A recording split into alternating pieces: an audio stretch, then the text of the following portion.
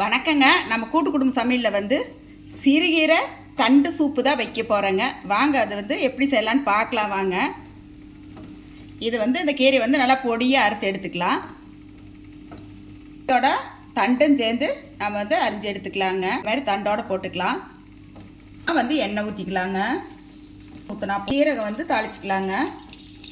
தட்டி வச்ச சின்ன வெங்காயம், தட்டி வச்ச பூண்டையும் போட்டுக்கலாங்க.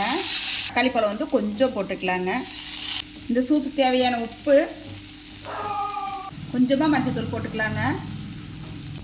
பொடியை நறுக்கின தண்டுக்கீரை, புதினாங்க இது வந்து கொஞ்சம் போட்டுக்கலாம். நாட்டு மல்லித்தலையும் வந்து போட்டுக்கலாங்க. எல்லாம் போட்டு ஒரு வணக்கி விட்டுக்கலாம். சூப்புக்கு தேவையான தண்ணி ஊற்றிக்கலாங்க.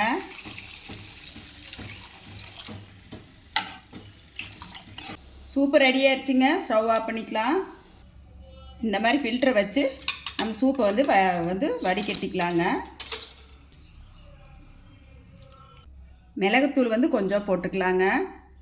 மல்லித்தழை போட்டுக்கலாங்க.